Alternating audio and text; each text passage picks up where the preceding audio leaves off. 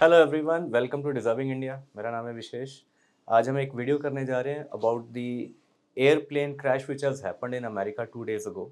हमने उसकी news definitely पढ़ी होगी, बहुत सैड न्यूज़ है। तो आज हम उसका एक डिटेल्ड एनालिसिस करेंगे कि ये क्रैश जो है, जो अभी तक फैक्टर्स सामने है उसके अकॉर्डिंग कैसे ये क्रैश हुआ है, what led to this crash. Let's study this topic in detail. सबसे पहले देखते हैं कि हमारी न्यूज़ क्या है, व्हाट रियली हैपेंड। एक मिड एयर कोलिजन हुआ है। सबसे पहले हम देखते हैं कि ये कोई छोटी मोटी चीज़ नहीं होती, क्रैश बहुत सारे एयरक्राफ्ट के होते हैं, बट मिड एयर कोलिजन होना एक बहुत ही बड़ी मिस्टेक मानी जाती है, एक बहुत ही बड़ा फॉल्ट माना जाता है हमारे या तो एयर ट्रैफिक कंट्रोल का, या फिर कुछ ना कुछ मेजर एक फॉल्ट है ये हमारी एविएशन वर्किंग सिस्टम का, जिसकी वजह से कोई मिड एयर कोलिजन होगा। This is the mid air collision of American Airlines flight. ये फ्लाइट नंबर है जिसका क्रैश हुआ है with US Navy Black Hawk helicopter. तो ये यूएस नेवी के हेलीकॉप्टर के साथ इसका क्रैश हुआ है और ये बहुत ही दुखद घटना है। और कहाँ पे हुआ ये? रोनाल्ड रीगन जो एयरपोर्ट नियर वाशिंगटन ऑन, ये Ronald Reagan National Airport Washington का एक एयरपोर्ट है। उसका नाम है रोनाल्ड रीगन, जो है ये अमेरिका के राष्ट्रपति थे एक टाइम पे, और उनके नाम पे ये एयरपोर्ट है। 29 जनवरी को ये घटना हुई है। तो इसमें तीन चार चीज़ें हमारे सामने आ जाती हैं। एक तो मिड एयर कोलिजन है, ये हमें पता होना चाहिए, ठीक है। उसके अलावा ये फ्लाइट नंबर, और उसके अलावा किसके साथ कोलिजन हुआ है? ये इस हेलीकॉप्टर के साथ हुआ है जो यूएस नेवी का एक हेलीकॉप्टर है। और कहाँ पे हुआ है? वॉशिंगटन एयरपोर्ट के ऊपर, वॉशिंगटन का जो नेशनल एयरपोर्ट है। 67 on board have been confirm dead. 67 जो है वो टोटल पैसेंजर्स हैं दोनों को मिला के, दोनों एयरक्राफ्ट को मिला के। किसी के there are nil survivors.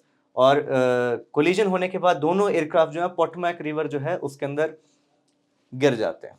This is what happened. इस स्लाइड में हम पर्टिकुलरली देखते हैं कि एग्जैक्टली कब क्या हुआ। एग्जैक्टली हम पूरी चीज का टाइमलाइन स्टडी करते हैं।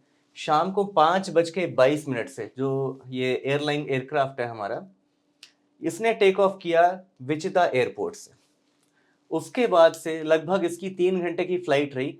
अब ये जो है रोनाल्ड रीगन एयरपोर्ट रनवे की तरफ ये एयरक्राफ्ट जो है अप्रोच कर रहा था, यानी कि लैंडिंग के ऊपर था ये एयरक्राफ्ट, लैंडिंग करने वाला था ये।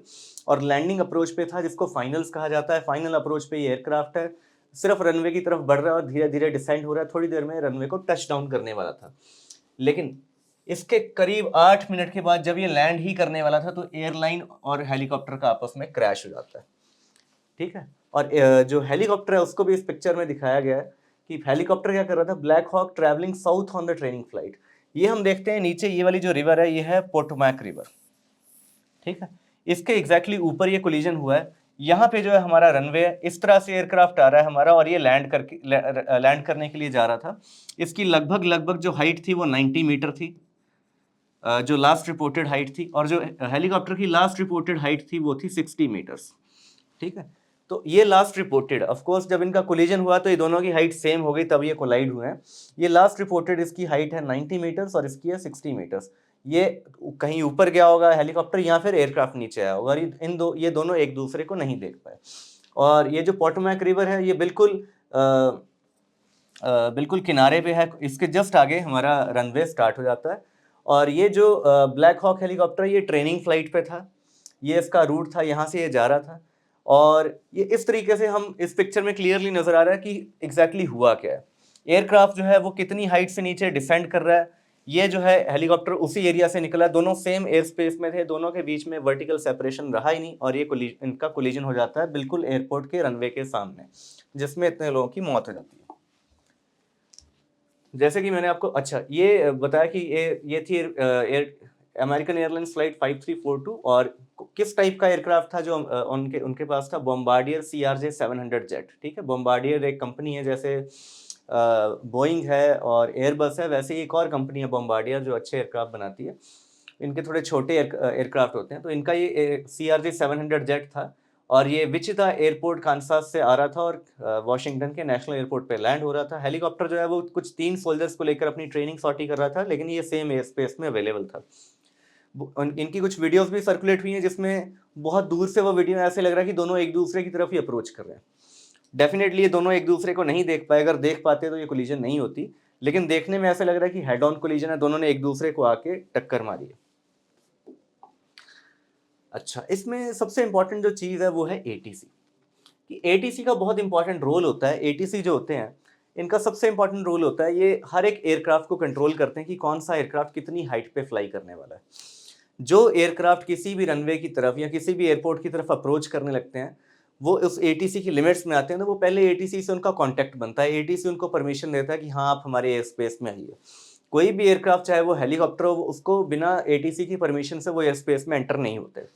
एंटर होने के बाद एटीसी उन डिसाइड करता है कि वो एयरक्राफ्ट जो है वो कितनी हाइट पे फ्लाई करेगा और कौन से सेक्टर में फ्लाई करेगा। जो हमारा एयरपोर्ट होता है उसके आसपास सेक्टर्स डिवाइडेड होते हैं। ये एक नॉर्थ सेक्टर हो गया, ये ईस्ट सेक्टर हो गया, नॉर्थ ईस्ट सेक्टर हो गया, ऐसे इनको सेक्टर्स दिए हुए होते हैं। उस सेक्टर में किस सेक्टर में फ्लाई करना है, कितने वेक्टर पे फ्लाई करना है, यानी कि किस डायरेक्शन में फ्लाई करना है, ये भी एटीसी डिसाइड करता है। डेफिनेटली एयरक्राफ्ट की जो डेस्टिनेशन है उस तरफ ही एयरक्राफ्ट जाएगा, लेकिन उसको फिर भी वेक्टर एटीसी प्रोवाइड करता है कि हाँ, आपका डेस्टिनेशन उधर है, आप इस वेक्टर से वहां जाइए। ठीक है, आप इस तरह से आप ट्रैवल करेंगे, ताकि एटीसी सारे एयरक्राफ्ट को कंट्रोल करता है, सो दैट कोई भी कभी मिड एयर कोलिजन ना हो पाए। दूसरी चीज एटीसी जो इंश्योर करता है कि अगर कोई एयरक्राफ्ट आसपास हो तो उनके बीच में वर्टिकल सेपरेशन रखा जाता है। एक अगर 1000 फीट पे तो दूसरा 2000 फीट पे होगा, सो दैट वो आपस में कभी कॉन्टेक्ट में उनका बन ही ना पाए। तो ये चीजें कंट्रोल करने का काम एटीसी का होता है। लेकिन ऐसा कैसे हुआ कि एटीसी इन एयरक्राफ्ट को कंट्रोल नहीं कर पाई और दोनों जो एयरक्राफ्ट हैं सेम हाइट के ऊपर आ गए? अगर एयरक्राफ्ट सेम हाइट पे नहीं होते तो कोई प्रॉब्लम नहीं होती, कोलाइड नहीं होते, चाहे एक दूसरे के ऊपर से निकल जाते। लेकिन इनकी हाइट सेपरेशन क्यों नहीं हो पाई, ये काम एटीसी को इंश्योर करना था।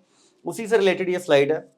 ATC had warned the helicopter, इसके लिए रिकॉर्ड्स अवेलेबल हैं, वॉइस रिकॉर्ड्स, जिसमें एटीसी जो है उसने हेलीकॉप्टर को वार्न किया था कि एक एयरक्राफ्ट अप्रोच कर रहा है, but the chopper pilot while trying to manoeuvre away avoided the wrong aircraft.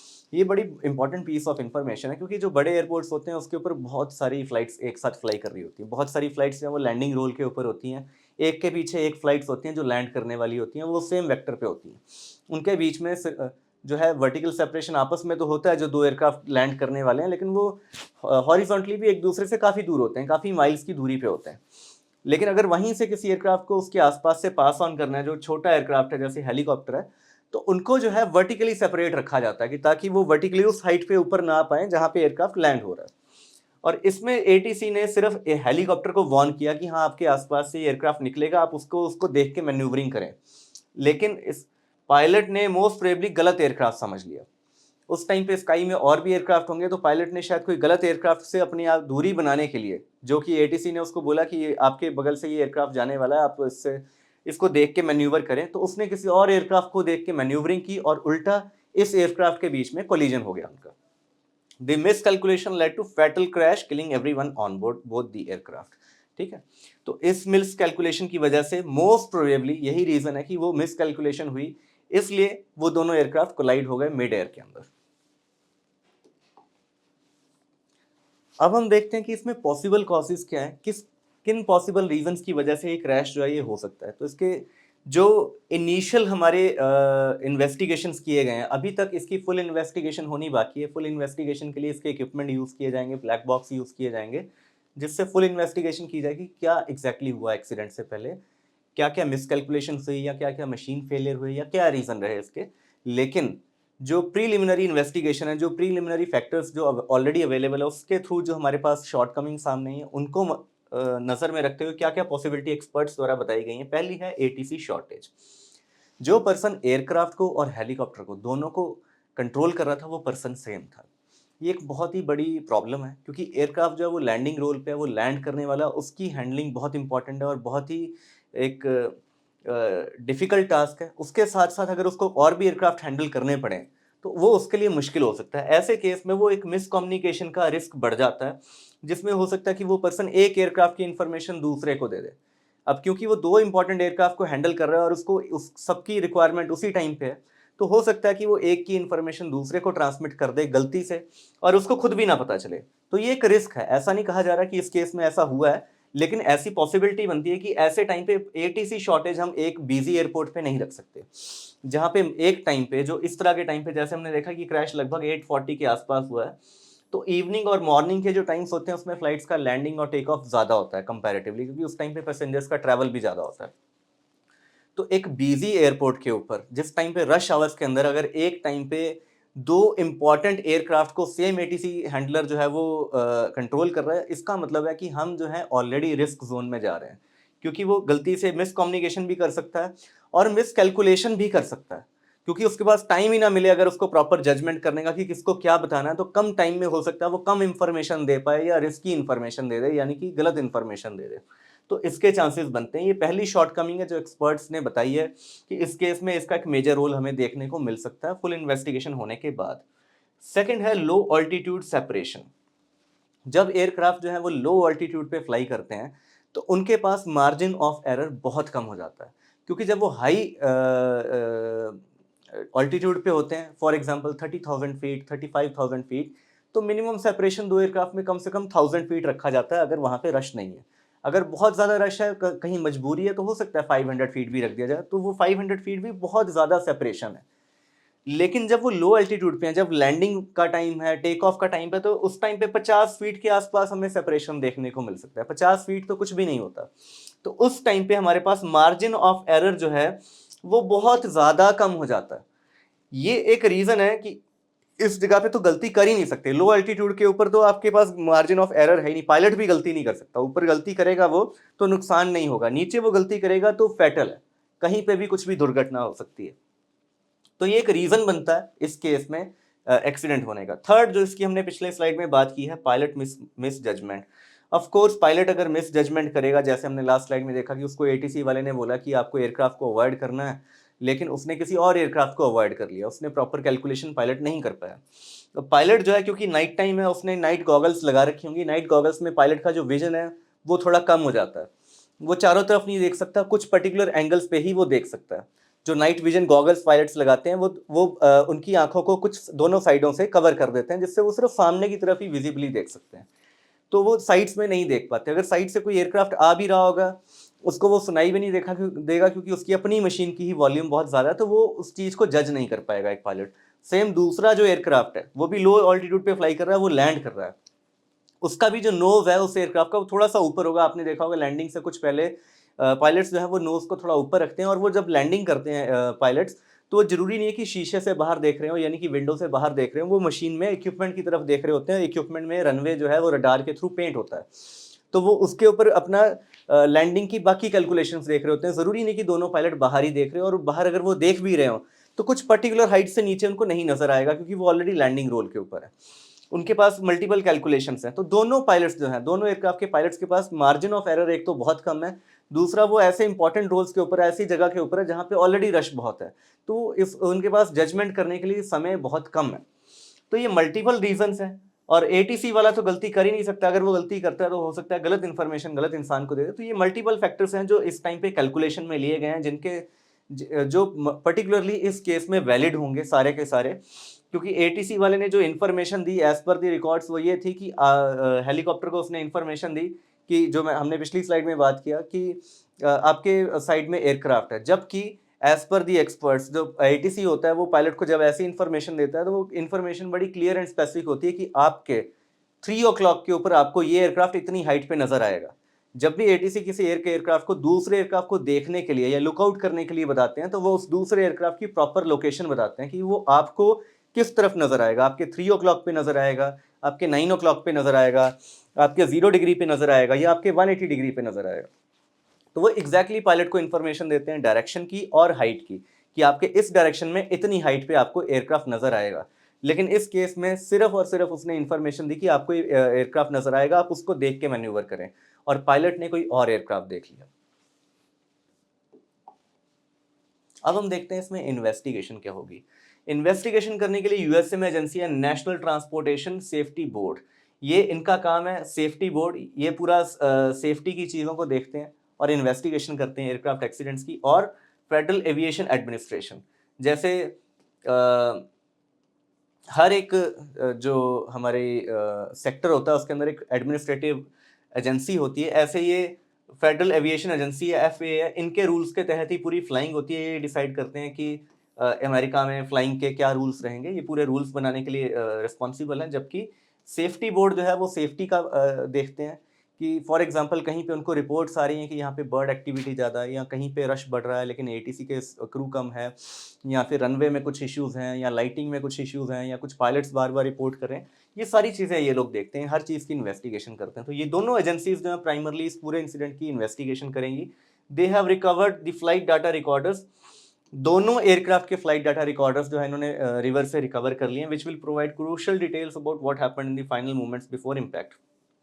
जब भी इन्वेस्टिगेशन की जाती है तो उसमें फ्लाइट डाटा रिकॉर्डर होता है। जो फ्लाइट डाटा रिकॉर्डर है वो हर एक इंस्ट्रूमेंट की रीडिंग बताता है कि इस इंस्ट्रूमेंट पे क्या आ रहा था उस टाइम पे, ये इंस्ट्रूमेंट क्या इन्फॉर्मेशन प्रोवाइड कर रहा था, एयरक्राफ्ट में कौन सी मशीन क्या इनपुट और क्या आउटपुट बता रही थी उस टाइम पे। अगर कोई मशीन खराब होगी तो उसकी गलत इनपुट या गलत आउटपुट को ये देख सकते हैं इस टाइम पे कि हाँ ये मशीन ही खराब है। हो सकता है पायलट को मशीन गलत बता रही हो, क्योंकि पायलट्स जो है वो मशीन से या इक्विपमेंट से रीड करके बहुत सारी इन्फॉर्मेशन लेते हैं। तो उस केस में ये सारी चीज़ इनको इसके अंदर नजर आएगी।